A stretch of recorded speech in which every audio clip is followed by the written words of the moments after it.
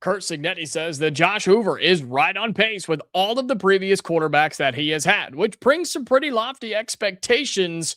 But could it be too much for the new gunslinger in Bloomington?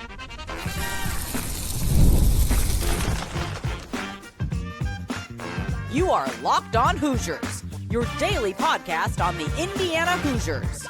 Part of the Locked On Podcast Network, your team every day. Welcome in. I'm Jacob Goins. I appreciate you being here, making this your go-to spot for all things Indiana athletics. A ton to get to on today's show. Major Big Ten basketball news as Dusty May leaves Michigan and heads to the NBA. We'll talk about the significance of that and the impact it has on the Indiana Hoosiers. Plus, basketball has another exhibition game on the schedule, so another solid opponent that Indiana will have to play before the regular season gets started. But we start today's episode with some Josh Hoover conversation. And before we do, I want to let you know that today's episode is brought to you by Odoo. Great organizations win because operations matter. And that's why you should get Odoo. Try for free today at odoo.com/lockedon. That's odoo.com/lockedon. And this was 5, 6, 7 days ago that Curt Cignetti hopped on ESPN radio with Rich Eisen on the Rich Eisen show. He does a fantastic job. And he was asking, Rich was asking about Josh Hoover. And Curt Cignetti says that Josh Hoover, the transfer quarterback from TCU, who will be the Hoosier starter in 2026, says that he is right on pace, right on schedule, and right where all of his previous quarterbacks have been at this time of the year, right? Coming out of the spring, going through summer workouts as we quickly barrel our way to the start of fall practice. And when you hear that, at first, it's like, oh, okay, cool. Yeah, he's right on pace. Everything should be fine. But I'm going to play devil's advocate here today because I want to make it very clear. I am a Josh Hoover fan. I think Josh Hoover is very talented. I think he was the perfect number one option for Indiana's offense this season. And I think he's going to do very, very well. But I want to play and kind of push back here just a little bit because Rich Eisen was asking on this interview to Curt Cignetti, right, about a quote that they had about he had met his two new best friends, had Josh Hoover a running game and a good defense. And we fully expect Indiana to have that once again this year, which Josh Hoover didn't really have during his time at TCU, right? The running game was the defense was and that's why he had to throw the ball 40 times a game. And he forced some things he shouldn't have, and he was kind of turnover prone at times, right? That's what you've heard people talk about with Josh Hoover on the negative side. But what if those things come true? Or what if those things don't change, right? Because the expectations for Josh Hoover right now in Indiana is to step in and basically repeat what the previous two guys have done. Curtis Rourke got you to the college football playoff, and Fernando Mendoza won you the college football playoff and brought home the most prestigious award, the Heisman Trophy. I don't think that anybody is saying Josh Hoover must win the Heisman in year one at Indiana, but our friends at FanDuel say that he's right in the mix. Okay, they say 2, 4, 6, 8. He is 8th in the betting odds right now, according to our friends at FanDuel. Is Josh Hoover to win the Heisman Trophy? That's pretty good. He's in there with guys like Dante Moore, Julian Sayin, Trinidad Chambliss, Arch Manning, and CJ Carr. Ton of other quarterbacks in there, of course, but they believe Josh Hoover has all the ability and all of the intentions on trying to win the Heisman. I've been on record saying several times I don't think he needs to win the Heisman for Indiana to try and repeat as national champions, but the expectations are he better step in and be good. He better step in and Indiana not really miss a beat. And that's pretty heavy on a guy that is going to be playing on the biggest stage he's ever played on, right? He's playing for the defending national champions. He is stepping in to replace a Heisman Trophy winner. I don't think people understand how difficult of a thing that is mentally to do, on top of playing at a much better conference against much better opponents, right? You're playing against Ohio State and Michigan and Washington this year, and USC is on that schedule compared to whoever you were playing in the Big 12. Oklahoma State? Okay, cool. The Big 12 is just not as good as the Big 10. It's a cold, hard fact. And so week over week, Josh Hoover will be facing better competition with all eyes on him, and there's not a whole lot behind him, right? You've got a ton of youth behind Josh Hoover, and Indiana's kind of put their eggs in this basket because let's flash back to a year ago, right? Fernando Mendoza was brought in and was like, all right, let's see what this guy's got. And 3 or 4 games in, we were like, holy crap, this guy is good. And of course, he went on to do fantastic things. But you also had a little bit of confidence in who was playing behind him, guys like Alberto Mendoza. He's not here anymore. He transferred and is most likely going to be starting in Atlanta at Georgia Tech, right? You look at what Indiana has right now in terms of the roster of quarterback, right? In the quarterback room, there's not a whole lot that you would trust if something happens with Josh Hoover, that be injury, that be just not panning out, whatever the case may be. You just don't have a whole lot in there to follow him up. You've got the redshirt freshman, Jacob Bell. You've got another redshirt freshman, right, from right here in Indy. You've got Grant Wilson, who has been around the block a few times. And you've got Tyler Cherry, the redshirt freshman, who is very talented, but is going to take some time. That's not really what you want, right? And so the pressure on Josh Hoover is to step in and not miss a beat. And he has more around him now than he will ever have in his life, unless he gets to the pros, right? He'll have a better running game, a better offensive line, better receivers, a better offensive coordinator, and a head coach that trusts him more than anybody. That's great. But Josh Hoover has to work out. If Indiana wants to have any chance at repeating as national champions, we have to have Josh Hoover's best season yet. And he's had some good ones, right? 2023, he threw for 2,200 yards, 15 touchdowns. 2024, he threw for almost 4,000 yards and 27 touchdowns. That was his best year at TCU. And then last year, he threw for nearly 3,500 yards and 29 touchdowns. But in those same seasons, he had 9 interceptions, 11 interceptions, 13 interceptions. So he's thrown more picks every year he's been in college. And now he's about to be facing some of the fastest, most physical, nastiest defenses in the country. And I'm just saying, I could see how people are worried. I'm not. I want to make that clear. I think Josh Hoover's great. I think he's a very good quarterback, and I think he will slide in and be what Indiana needs, especially with guys like Charlie Becker and Nick Marsh on the outside.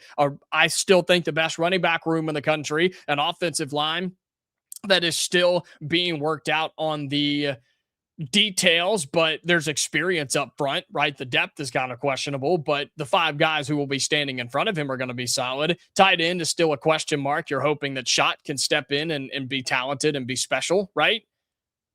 So Josh Hoover is going to be fine. I'm just saying the expectations will be extremely high, higher than they've ever been for him, and he has to work out if Indiana wants to be good because the schedule's not overly difficult. But there's a stretch of 4 games that you have to win or at least be competitive in to get back to the college football playoff. You have Ohio State, you have Michigan, USC, and Washington. And that means not tripping up against anybody else on the schedule, right?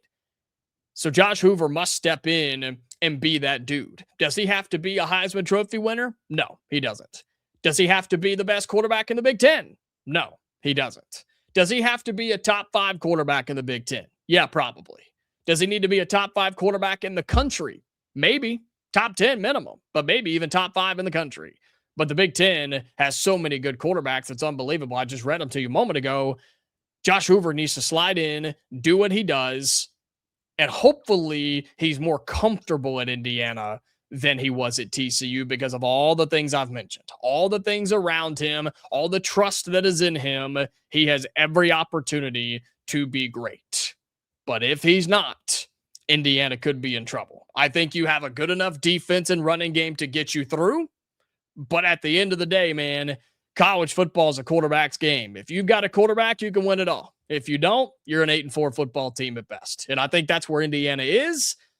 So Josh Hoover, good luck, man. We're cheering for you. We're pulling for you. But everything rides on how well you play and how well you are able to slide into this system, because I just worry about what's behind him. But Curt Cignetti seems to be okay. And until we see something that tells us we should be worried, I'm not going to worry, but I thought I could play a little, again, pushback game here against Josh Hoover. We've still got time before fall practice gets here. That'll really give us a good idea. Plus those first couple of games as well, right? That'll be a good kind of introduction for Josh Hoover to get comfortable, figure out everybody around him, and then you're good to go. So we'll take a break. We'll come back and we're going to flip to Indiana basketball. Then we're going to zoom out and talk about Big Ten basketball because the Hoosiers add another exhibition game. Plus, Dusty May has left college basketball. Tons more to get to on today's episode of Locked On Hoosiers. Stick around. Today's episode of Locked On Hoosiers is brought to you by Indeed. Workplace chaos can show up fast. That's where Indeed sponsored jobs comes in. Indeed sponsored jobs helps you reach candidates who actually fit what you're looking for based on skills, experience, and location. Finding the right person can make all the difference, whether it's building a business or building a winning team. Right, think about when Indiana hired Curt Cignetti. This was a broken system, broken organization, broken company, and you found the right man to be at the top, and he has led you to the promised land. Now, maybe you're not looking for a CEO or a head coach, but you might be looking for somebody in a crucial situation and a crucial position that can help your business get back on track. That's where Indeed sponsored jobs can come in. So spend less time searching and more time actually interviewing candidates who check all your boxes. Less stress, less time, more results. When you need the right person to cut through the chaos, this is a job for Indeed sponsored jobs. Listeners of this show will get a $75 sponsored job credit to help get your job the premium status it deserves at Indeed.com/podcast. Just go to Indeed.com/podcast right now and support our show by saying you heard about Indeed on Locked On Hoosiers. Indeed.com/podcast. Terms and conditions apply. If you need to hire, this is a job for Indeed sponsored jobs. All right, welcome back into Locked On Hoosiers again. Thank you so much for being here, making this your go-to spot for all things Indiana athletics. If you missed it yesterday, we posted 2 different episodes talking Indiana football recruiting, 2 commits from over the weekend, and then 2 that followed after that, a couple of linebackers, a corner, an offensive lineman in there as well. So if you missed any of that, be sure to go back and watch that, listen to that, however you're taking this podcast in. You can find those there as well, whether it's on YouTube or on your audio podcasting platforms. Let's talk a little Indiana basketball because we got some news yesterday that Indiana has added another exhibition game to its preseason schedule. We know that the Hoosiers already have one, right? The big one against North Carolina, that going to be taking place in Indianapolis, which is really cool. More on that in a moment. But Indiana announces that the Hoosiers will be taking on Western Kentucky on October 25th. That game will be at the Ford Center in Evansville. So obviously a much smaller event, a much smaller production, if you will. But Indiana schedules its second exhibition game. They'll play it in late October, and that gives you another chance to get on the court, get in the game, and just see what you have, right? So Indiana will have this game. They'll have the exhibition game against North Carolina. And then, of course, they'll have the start of the season coming up in early November where you have Syracuse in there. You've got Kentucky in there as well. So it's going to be an exciting start for Indiana basketball. And if you missed my points on why exhibitions are important against North Carolina, I'll lay them out here again for you quickly. These are not official games, right? This is like a friendly in soccer. You're hearing a bunch of that terminology right now with the World Cup. It's a game that literally does not matter. The win and loss, the result of the game, it doesn't matter. The coaches don't care. The players probably do, but the coaches in the back of their minds don't really care about that. This is more so of, okay, we have practiced for a month and a half, right? Indiana practicing all summer. They'll go on their trip at the end of July into early August. They'll take some time off, and then they'll pick back up with preseason practice. The coaches are doing this because the team will have practice for like 5 or 6 weeks, but all they've done is play against each other. That's all they've done is play themselves. And you can only get so good and you can only improve so much when you know what's coming, right? When you know the ins and outs of your team better than anybody, right? You know that Aiden Sherrill likes to spin over a certain shoulder when he's in the lane. You know that Marcus Burton, when he's dribbling with his right hand, he's not going to go left. I'm making these up as I go, but the players know these and they pick up on these things because they practice every single day to where you almost hit a wall in practice, right?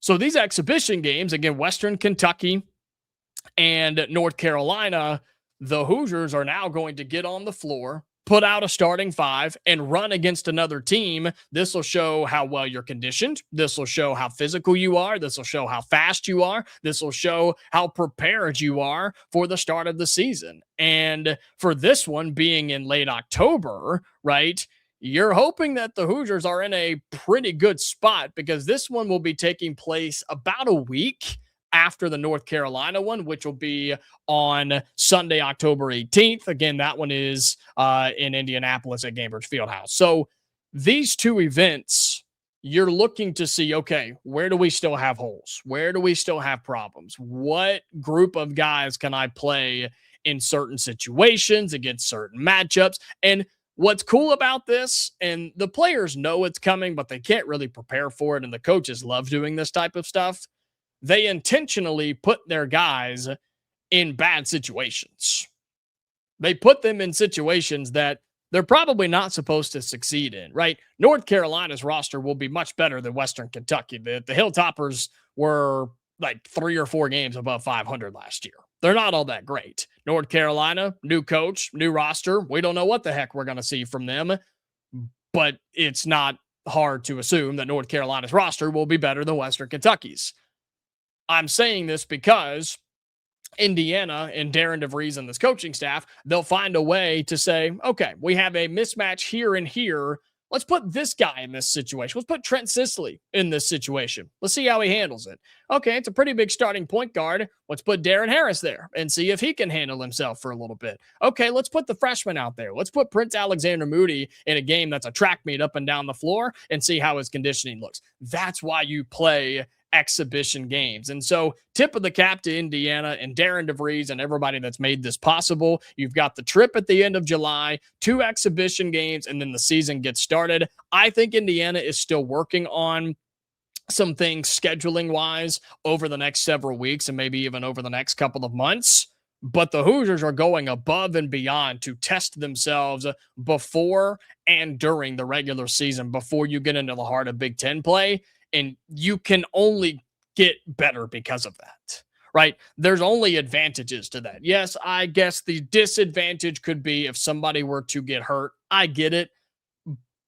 But this is sports, man. Like if you're worried about getting hurt and if you put your players in bubble wrap in a protective shield, you may as well not even be playing, because if you're worried about getting hurt, then that's all you're going to think about. And you're probably going to get hurt anyway. Right? If your idea is let's play less games, let's not practice as much, let's not go as hard, that way we can protect our best players from getting hurt. That's a weak mentality, in my opinion. So I really, really do like that Indiana is playing several exhibitions. You're traveling overseas, and you should be ready to go by the time the season starts. And what this will do, okay, this will knock off a lot of the rust, or this will prevent a lot of the early season slugfest. This will prevent a lot of the early season, like, man, slow start again for the Hoosiers, right? Man, first 10 or 12 minutes weren't good. And that first half in game 2 of the year was ugly, man. This team looked exhausted. You're hoping to knock all that out and be ready to go and just have a better idea on the cheat sheet of what you can do, where you can do it, and who you can put in certain situations. So again, Indiana will have 2 exhibition games at least set up for now. You'll have the North Carolina game on November 18th. You'll also have, October 18th. My goodness, October 18th for the North Carolina game. And then Western Kentucky is on October 25th. No idea if this is going to be on TV or not. No idea if they're going to have tickets for this or not. None of that information has been released just yet, but Indiana's got these 2 on the schedule. We'll take a break. We'll come back because major Big Ten basketball news shook the world on Monday with Dusty May leaving Michigan to be the next head coach of the Dallas Mavericks.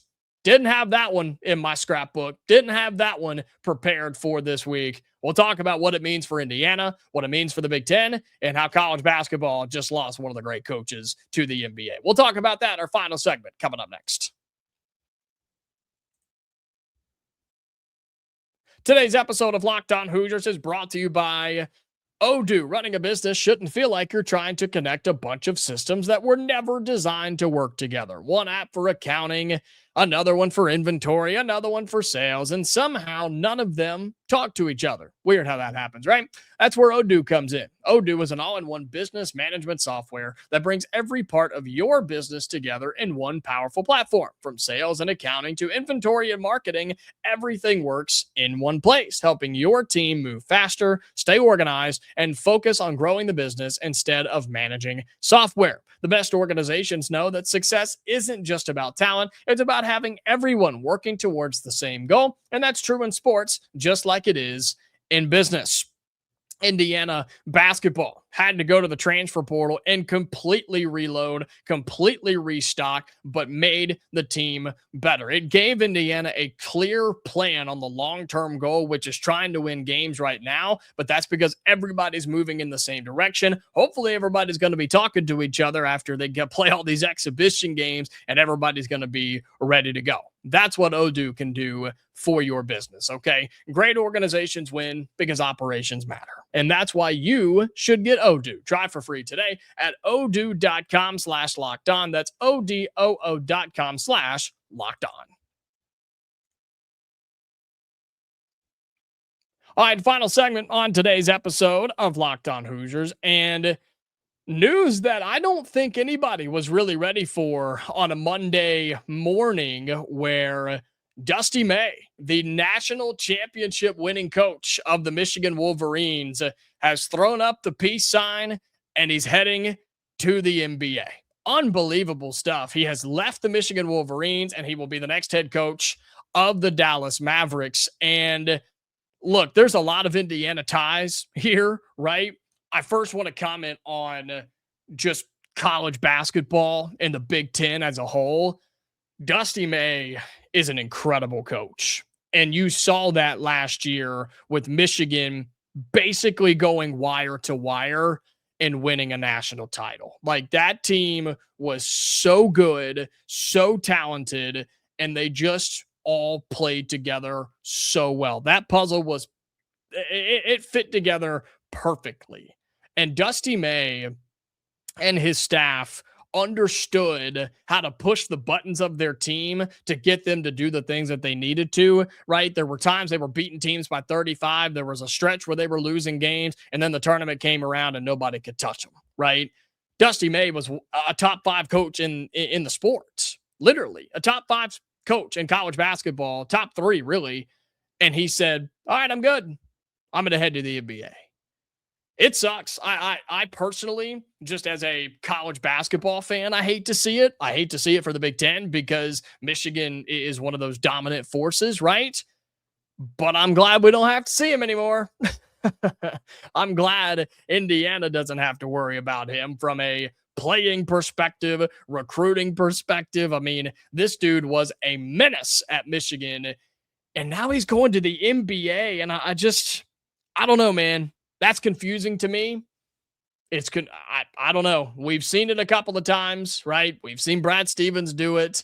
We've seen Billy Donovan did it, right, from Florida, who then went to coach for Chicago for quite some time.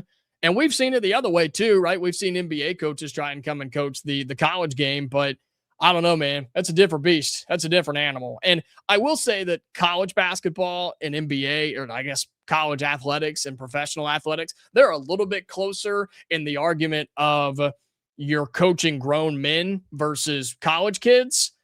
These college kids are making sometimes more than the professional guys. So I think that argument still exists to an extent, but it's not nearly as drastic as it used to be.